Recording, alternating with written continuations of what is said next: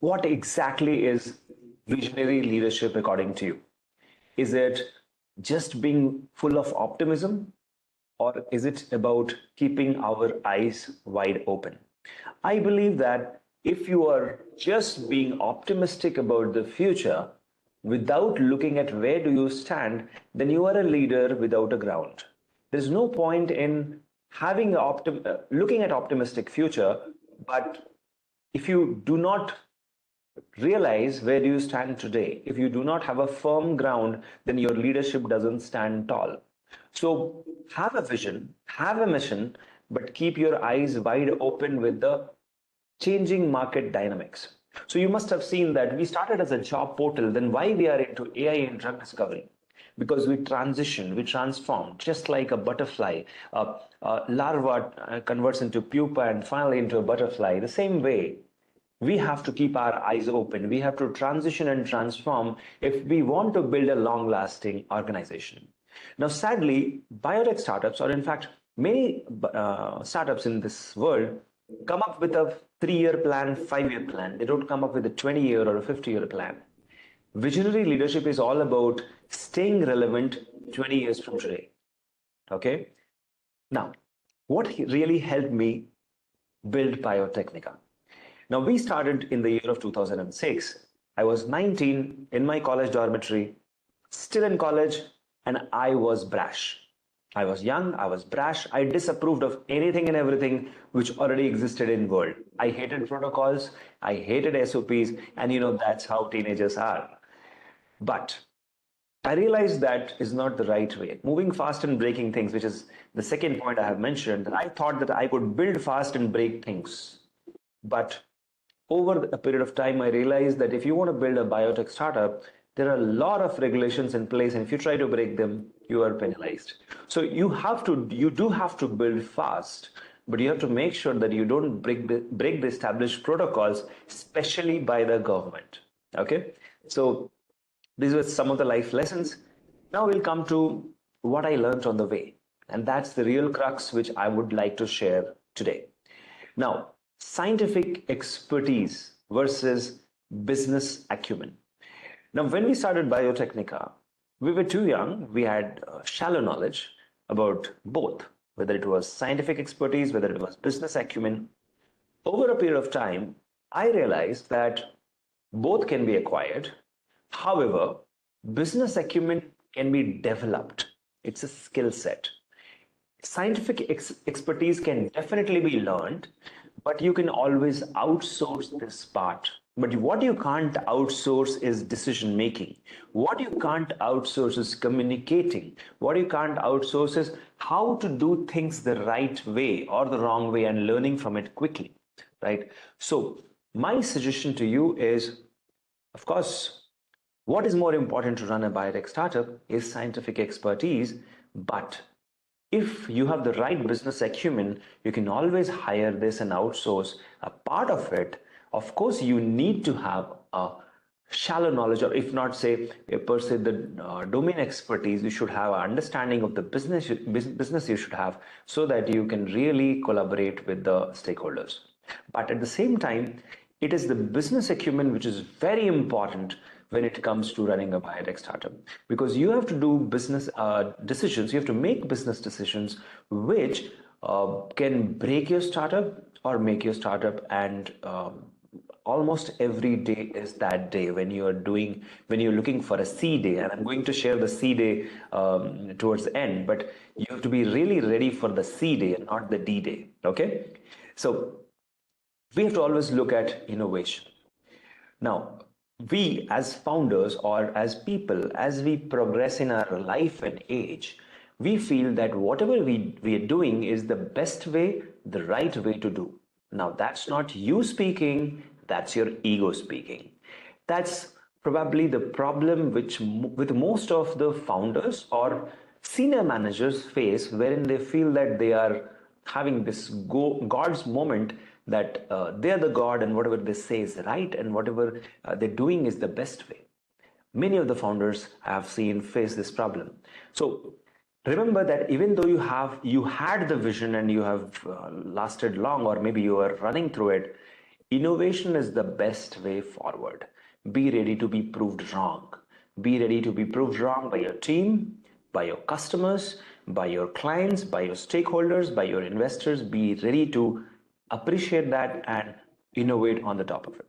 Now, innovation can be of multiple types. It can be process optimization and innovation.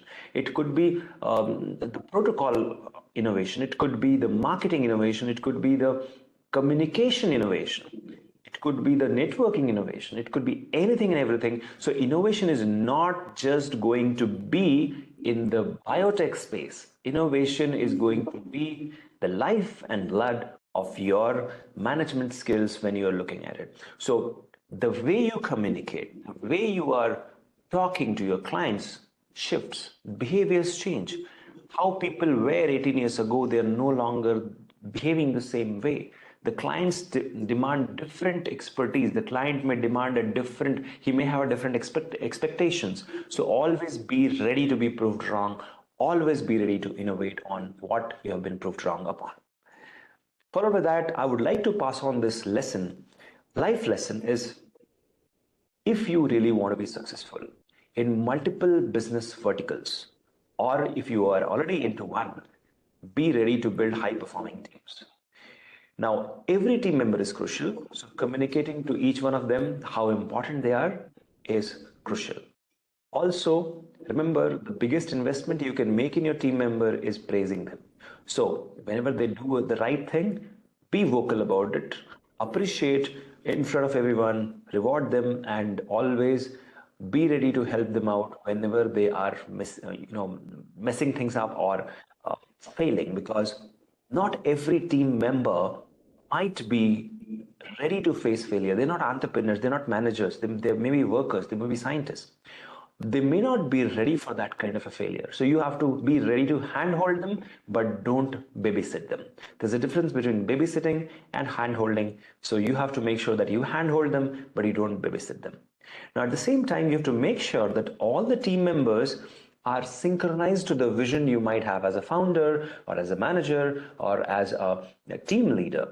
Whenever you are talking to your team members, be ready to make sure that they all are clear on the path forward, the process forward, and what really is expected from them. Many a times we fail to document. In fact, before the era of ChatGPT, it was very difficult to document. Now, of course, you can send some notes, and as you can see, this meeting is also being recorded and can be passed on as AI notes. But back in the day, it was very difficult. And I'm sure it will never be difficult in the future thanks to technology. But yes, if you cannot, and if you don't document it, then your team members will be confused. Always, in fact, most of the biotech companies I see, their scientists have a very busy calendar, meetings after meetings after meetings. But what's the outcome? Zero. There is no actionable insight. So what is the actionable insight after every meeting? That must be summarized and passed upon. And they must be given time to execute instead of meeting after meeting and review meetings and milestone meetings and whatnot. There's no point in having presentations and tons of slides in every presentation when your team cannot execute and implement. So there must be gap in between your meetings. You must give them time to execute, and you must be ready to fail. You must be ready to appreciate even if your team members fail. So that's how you build high performing teams. Now, coming to the next part, how do you build a long lasting team? You might have built a high performing team, but your competitor can easily poach them. You already know this, that people switch jobs. But when a high performing team member or a high performing team switches jobs, it's painful. So you have to be ready to reward them with the right market payout, the market standard, so that they stick with you. And this is one of the problems which startups face, because they are always tight on resources and they miss out on this. Now, followed by that, we also have the last will be first. That is called as adaptability and agility. Now, you might have started a business, or you might be planning to start a business, or you might be running a business where uh, you are doing X product for Y customer. But remember, the Y customer is going to transform, and he may not have that need. Recently, we were talking to a company which is into pesticide testing, and microbicidals were one of the biggest product they have. But they realize that now microbicidals are going to go away and new types of products are going to come in. So what they would be testing, so they need to transition. So you have to be ready to adapt to the market dynamism.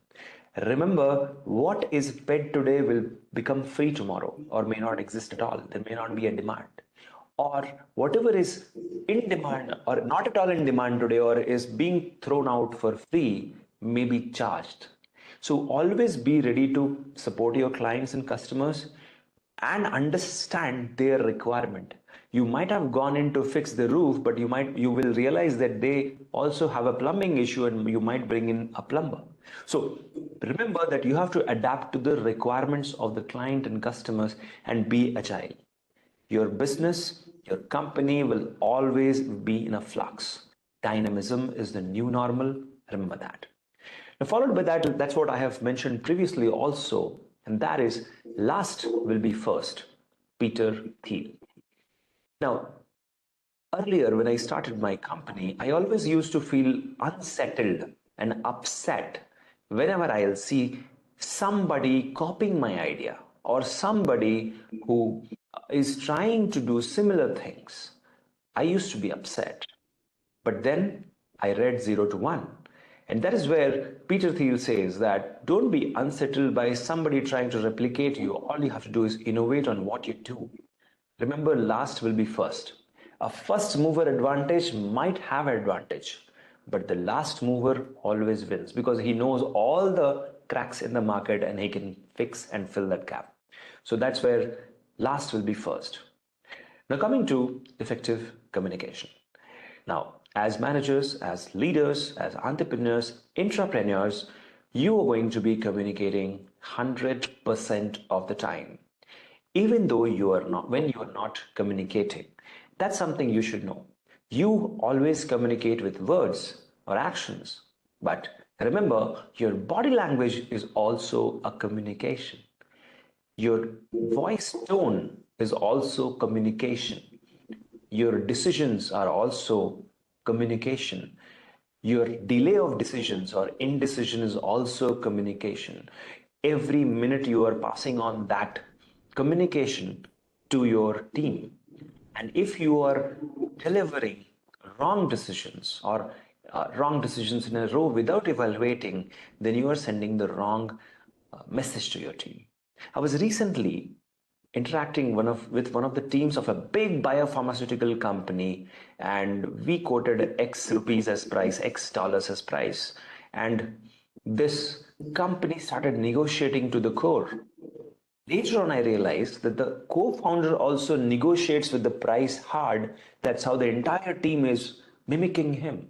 So whatever and the way we have a conduct as a manager or a leader, our teams are going to mimic us. So we definitely don't want them to mimic the wrong way, and we don't want them to rub the client in the wrong way. So make sure that your communication is effective, and communication is not just the words. It's the voice tone, it's the action, it's the body language, it's the decision, and it's the indecision or the delay of decision which you might be making. Now, as a leader, it is very important that you stay transparent. When we entered COVID pandemic, prior to COVID, we had 8 offices in 6 cities, and now business was not coming in 5 of them because there was no point. The clients were probably not operating. So what should we do? We had to lay off. Now, as leaders, as managers, you have to remember that layoff is a real thing, and you have to be really transparent about it with the team. You have to let them know the progress minute by minute instead of suddenly laying them off, so that they can also make up their mind. And it's not just about layoff, it's about financial transparency. It's about your conduct. It's about how are you going to deal with the client when things are going south. Ethics is very important in business. Sadly, in pharma industry, you don't see ethics and business going hand in hand.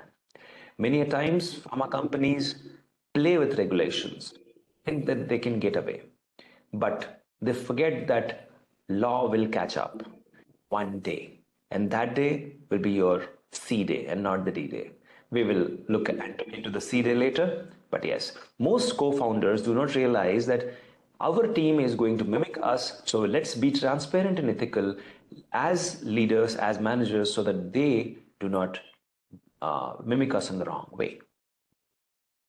One of the biggest mistake I did as a leader of my organization was I was an introvert, I was shy, and I never focused on collaboration and partnership. However, off late I realized in the last 3 years post COVID that collaboration is one of the best ways for startups to move forward when you have a resource scarcity, when you have funds crunch, when you're trying to just barely survive, but you still want to crack the universe. Then collaboration is the best way forward. Now, collaboration can be academia industry collaboration. It could be company collaboration. It could be a consultant who comes in and he collaborates with you. Or it could be a random individual from a different industry who might come in and change the way you do things. So remember that partnerships and collaboration is crucial for your success. Many a times, if you are failing as a manager or a leader, it's time to bring in a consultant. It's time to bring in probably a freelancer, probably somebody who can be a mentor to your team, probably someone who guides your team where you fail, but probably he will charge a small fee. But this is the real big deal, guys. Don't make the mistake which I did. Reach out to people, and many a times word of mouth helps.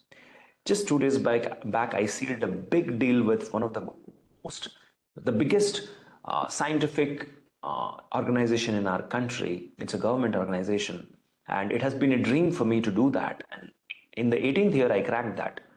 But when I look back, I realized that I could have cracked it in the first year itself. The thing was, I didn't take initiatives. So you have to take initiatives. You have to know how to talk to strangers. Don't be shy. Don't be introvert. Introvertism is something which will not help when you're trying to be a leader. Now, another mistake which I made was focusing more on India, not on global. All of us have a very good understanding of the city where we live in, right? If you are in San Francisco, you have a great, idea about San Francisco, what kind of taste people have, what people want, what is lacking in San Francisco. But that way, we build a business for San Francisco. The idea should be you should build a business out of San Francisco for the global world. That is one of the biggest mistakes I made. You should not.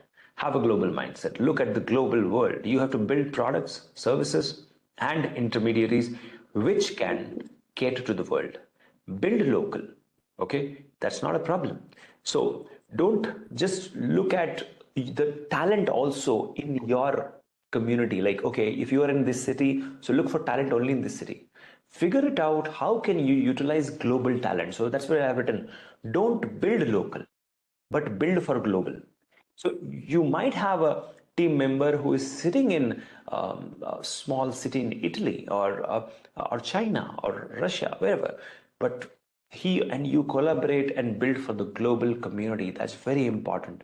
So tap into the global talent, but build for the global community instead of trying to stay local. That's one of the biggest mistakes leaders and managers make, is not trying to break the ceiling.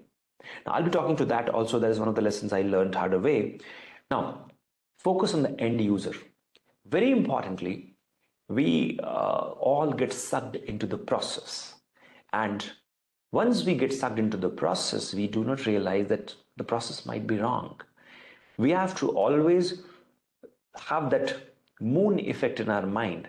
For example, you are right now on Earth. Can you see Earth is round? Earth is a sphere? No. You cannot make out that the Earth is sphere.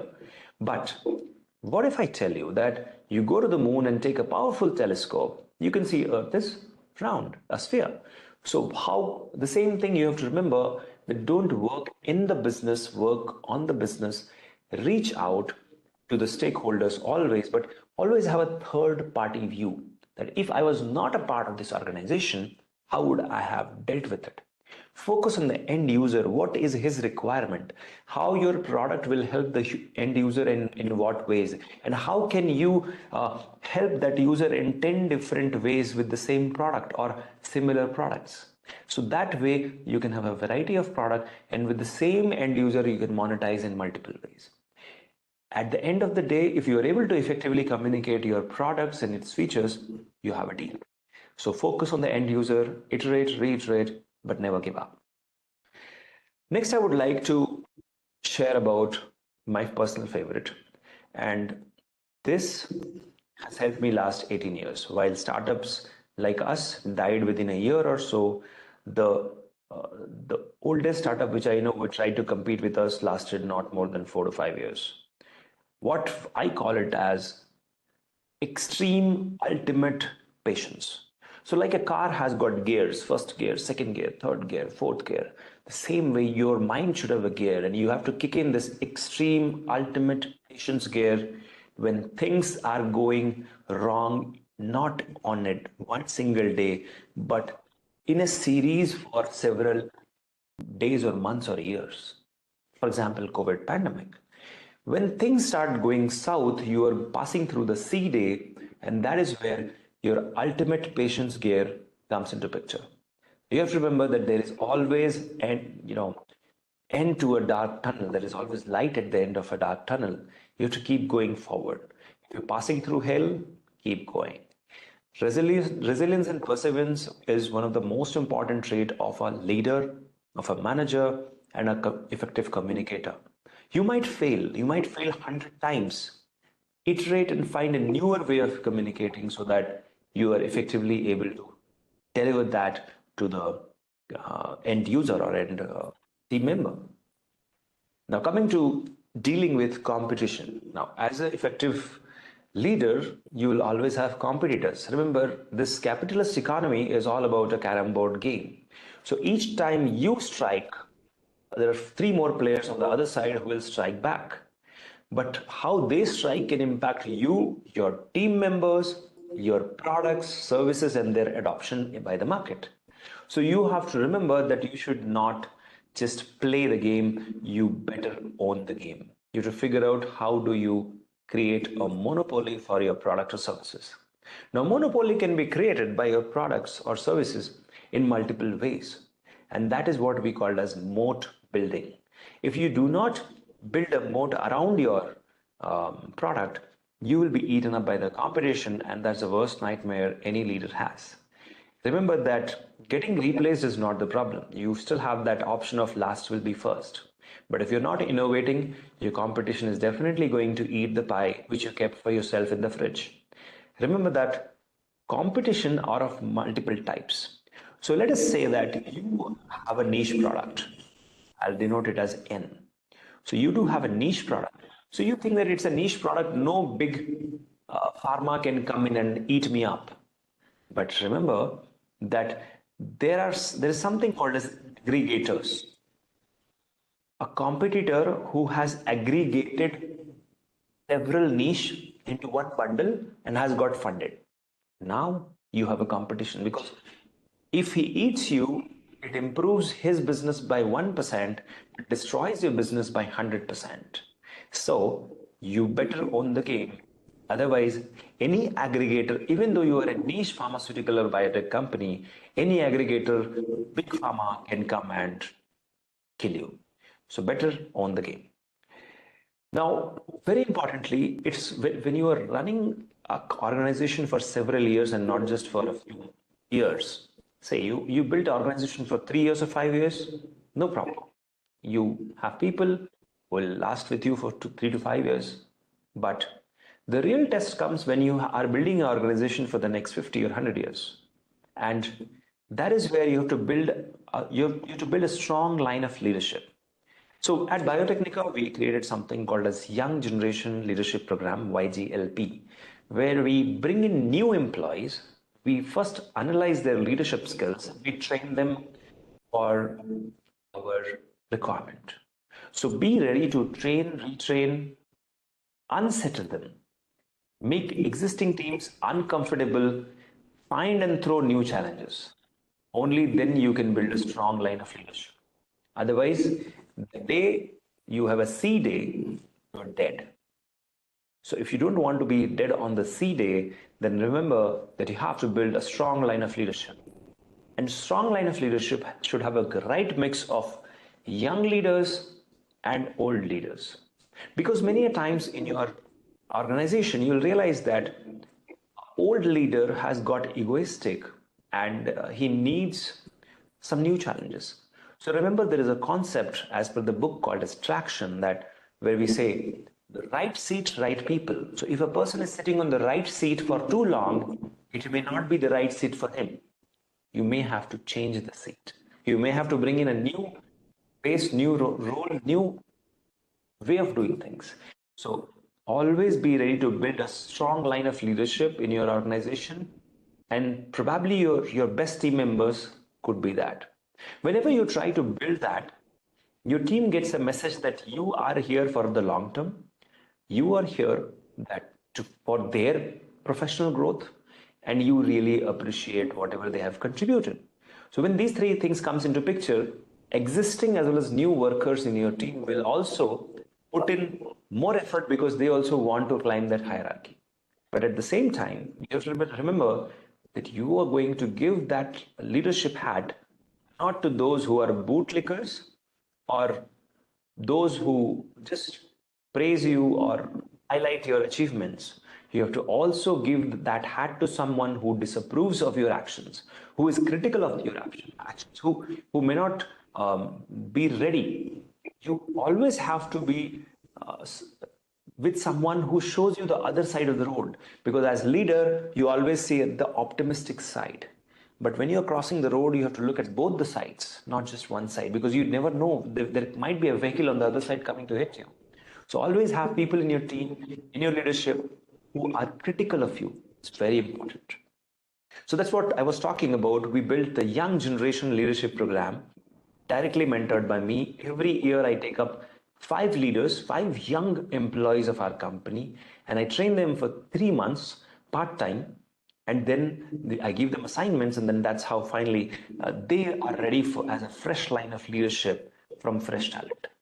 Many a times we trash the young generation saying that, hey, they are Instagram generation, they don't have the patience, but they also have newer ways of approaching a problem, which you might have looked at thinking that this problem cannot be solved in your organization.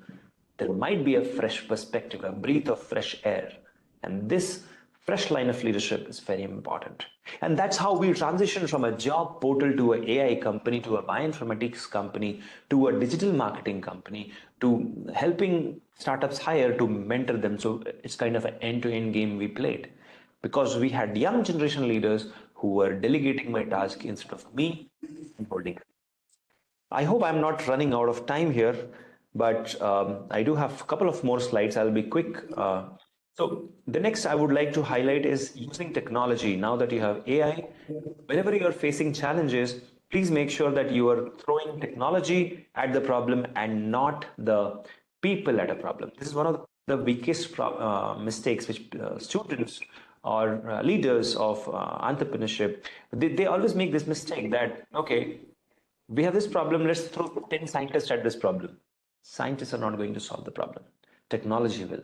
Find out the technology which will help you, and then throw that clubbed with the humans. It will do wonders. Now, find out your invisible co-founder, and that is your company culture. Worship company culture. There are 2 C's you have to worship. The first is company culture. This is your invisible co-founder. I can show you Biotechnica's core values. Now, this is when we hire, we look at these traits in a person. So, and when we fire, we also look at which particular core value they violated. And if there is a serious violation, we fire. So core values helps you build your company culture. And if you're able to build your company culture, only then you can be an effective leader. It's very important. Worship company culture like anything, because if you don't, then any Tom, Dick, Harry who just walks into your company can destroy your company within seconds, not even minutes. Now, how communication plays a crucial role is when we faced the COVID pandemic, we had to lay off people. We had to do it in a human way. We kept paying salaries for 6 months, 8 months. Then finally, we realized that now we can't afford them. We had to do it in the right way. We had to inform them that the company is making losses. Our existing clients are not able to operate, so they're not sending us the data to analyze or whatever. So we don't have funds, so we may have to lay you off. However, in future we will hire, and you'll not believe 70% of the people whom we laid off, we brought them back because they trusted us, because they trusted the transparency and ethics and the communication which we had during the pandemic. Now, important for leaders, you should not just know how to scale up, but you should know how to scale down. Because when market dynamics changes, you may have to pivot. So don't be so stubborn about your scaling down, because scaling down helps you retain the profit, retain the resources, and win. Coming to the next part, how to manage multiple brands. Remember, as a leader, you might be handling multiple teams. So divide your day effectively. Make sure that you have not just for meetings, for overlooking the task or overlooking the protocols they're following. Divide your day, optimize your workflow, use the right tech tools, be a very efficient and clear communicator. Always communicate in writing. Very important. Give power of decision making to people instead of you taking every minute decision of your organization. Remember that you cannot get extraordinary results everywhere, but as long as the result is acceptable, move on. Trying to be a perfectionist doesn't help. Even Apple is not working on extraordinary results. They work on acceptable results, launch it, and then improve upon that. That's why you have iPhone 4S and then iPhone 11, because they improved, they worked on it. So as long as it is acceptable, launch it, build on the top of it. Know when to intervene in your teams, because many a times if they're making mistakes, you should intervene, and you have to give teams the required funds and independence to do experiments, because when teams experiment, organization wins. Also, very importantly, because you can't always inculcate the leadership inside your organization, many times you have to bring in from outside. So like I showed you previously, design your core values, evaluate based on those core values. Don't hire over budget, don't break your bank as a startup. Give case studies to solve from your own startup to find out if this person can really solve those problems. Overcome the shiny object syndrome. And what happens is sometimes you'll find a manager who is really very good, fits in all the things, but is breaking your bank. Don't hire. Overcome the shiny object syndrome. Use technology to evaluate instead of you spending a lot of time in hiring leaders, and always have a plan B when plan A fails. Okay. Now, what do you do when the C day comes? And that's what I've been talking about, the crisis day. So we created a level of leadership which is inspired from army, and we call it as the management team, which is the CEOs and the commanders, then the leaders, and then the workers. Instead of having a regular manager HR thing, we designed this kind of a flow, and it helped us a lot. When things go south, Biotechnica's commanders team comes into picture. So have a team trained for C day. Now that crisis day could be, that's what I've been talking about throughout your presentation. Crisis day is bound to come almost every day. It can be a financial crisis. It can be a regulatory crisis. It could be a production crisis. It could be a process crisis, or it could be a manpower crisis, human resource crisis. Anywhere. Your commanders team will come in and just fix it and go back. So have a team which fixes things, and they are your real leaders, because they work when everything else fails. Now coming to understanding the 10% formula quickly. Remember that any data set, any type of clients you will take, you will have a 10% success. So what do you have to do?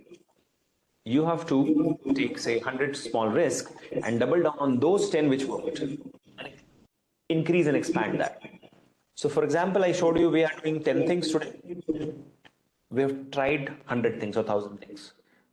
They failed. Then that's how we reach here. So double down on those 10 things which works.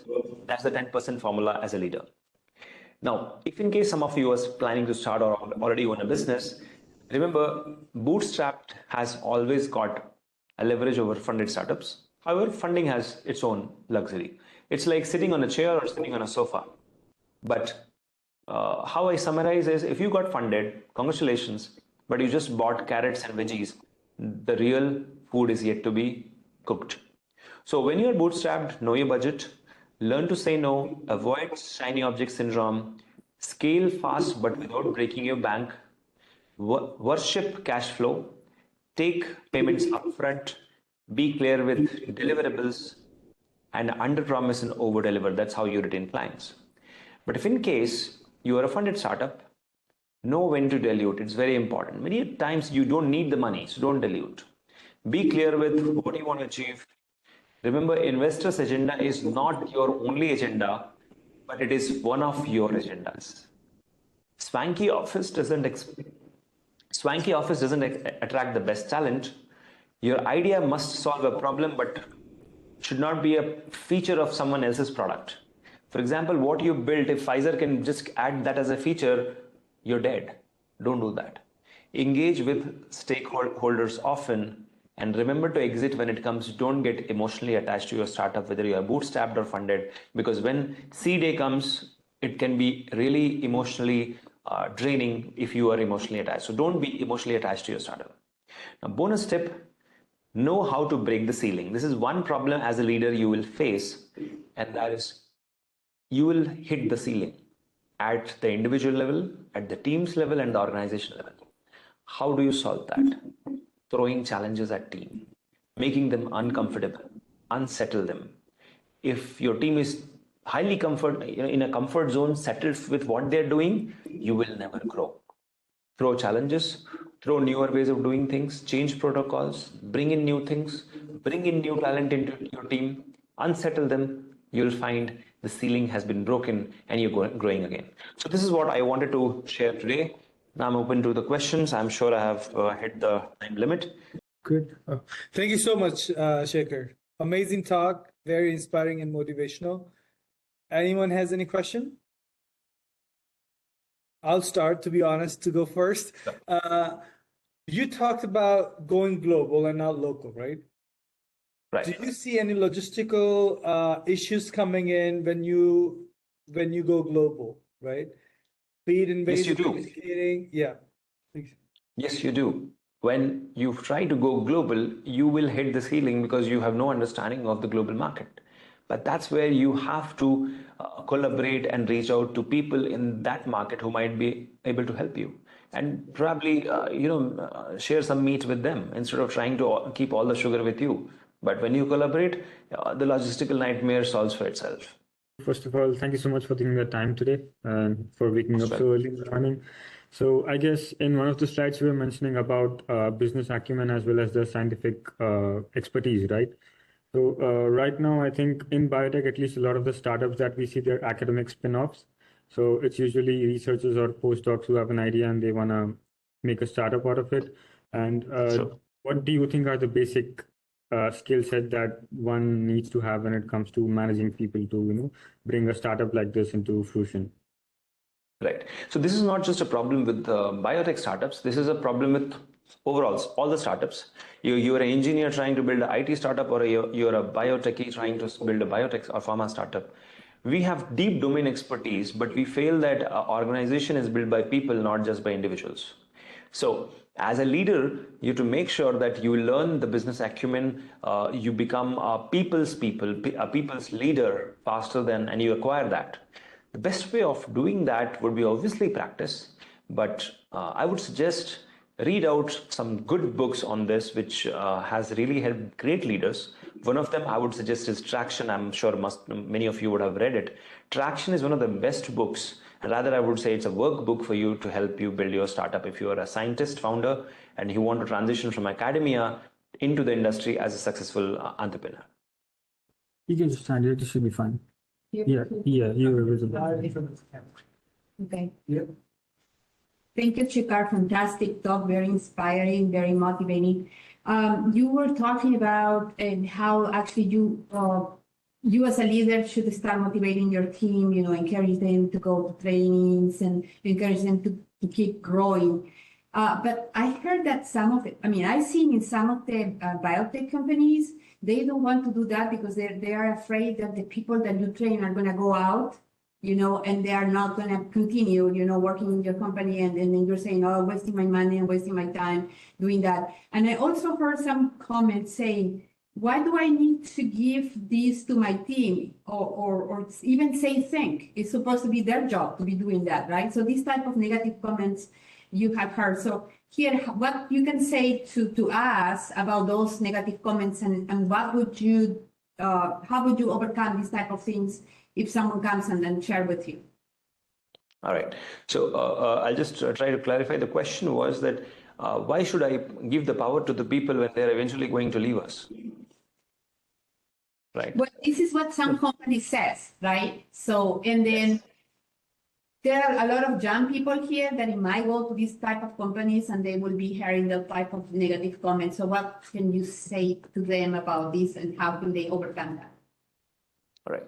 So basically we talk about it as attrition, when people leave because maybe it's not fitting in, or maybe they want to jump the ship, they want to earn more, whatever is the reason, right?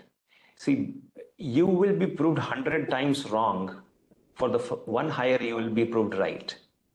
But like we always say that the boss is always right, I say the employee is always right. If he's jumping ship, do an exit interview and find out what's the reason. That's one. And the second thing is, if you do not give the power to the people, if they leave also, doesn't matter. But if you start micromanaging, that's the biggest nightmare you have. See, as an entrepreneur, leader, or a manager, if you start micromanaging, then you cannot go and do newer collaborations and partnerships. Then you will lose out on the newer markets. People will eventually leave. But as long as they have documented what they have done, they serve a notice and pass on the responsibility to the new person, that should not be a problem. The only problem comes in where there is a proprietary thing which is being handed over and handled by that person. So that is where you can always have some kind of a agreement which restricts them on multiple fronts. But I'm told that recently you had a law passed in United States where it doesn't restrict people from joining your competition because it stops innovation. So that's the recent law which has passed, but I'm not sure if it is implemented. But yeah, you can always have some kind of agreement if they're handling proprietary material. But as an entrepreneur, you have to know that employees are like water. The more you try to hold them, you will lose them. Okay? But when you give them independence, they'll stay back. And many times I have seen my people leave the organization, go somewhere, they realize this is not their DNA, they come back. So build such a strong DNA that they enjoy there, they'll come back. Right? And yeah, 99% people leave. Be ready. I mean, 18 years, I have lost 99% of the employees, but that 1% which stayed with me, I have built Biotech. Right? So be ready to let them go. Don't be fearful of that. I hope that answers your question. Great answer. Thank you. Hello, I also have a question. My name is Haley. I have a follow-up question on what Uncle Sir asked. So Yes. he asked about the global shipment. So let's just imagine we are building a drug in US. So we are going on with the FDA guidelines, right? Now I want to market it to the Europe thing. So it has to be with the EU commissions.